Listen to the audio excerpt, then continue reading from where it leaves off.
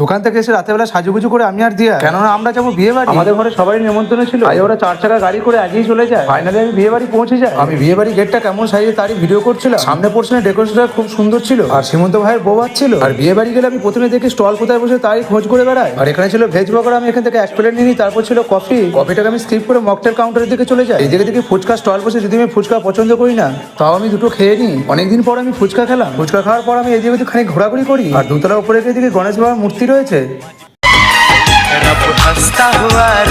ঘোরাঘুরি কমপ্লিট হয়ে গেলে আমি সোজা চলে যাই খাবার টেবিলে, কেননা কথায় আছে ভোজনে এগুলো রনের পেছু। তারপর ক্যাটারিং দাদারা এসে আমার দিকে চিনেমাটির প্লেট, ন্যাপকিন ও মেনু কার্ড ধরিয়ে দিয়ে যায়। তারপর প্রথম পাতে নুন লেবু স্যালাড দেওয়া হয়ে গেলে ফিশ রোল ও কেচাপ দিয়ে যায়। আর জানো তো ফিশ রোলটা এতটাই বড় ছিল এবং খেতে খুব সুস্বাদু ছিল এবং খুব গরমও ছিল। পরে দিল কিমা চানা ও বেবি নান। পরবর্তীতে ছিল বাসন্তী পোলাও ও চিকেন দো পেঁয়াজা। তারপরে ছিল ভাত ও মটন কষা। আমি এক হাতে খাচ্ছিলাম আর ভিডিও করছিলাম, তাই কিছু খাবার স্কিপ করে গেছি। শেষে ছিল পান ও আইসক্রিম। এই খাবারগুলো হজম করতে হবে, তাই আমি চলে গেছিলাম মকটেল কাউন্টারে। আমাদের বিবাহিত জীবন খুব সুখের হোক।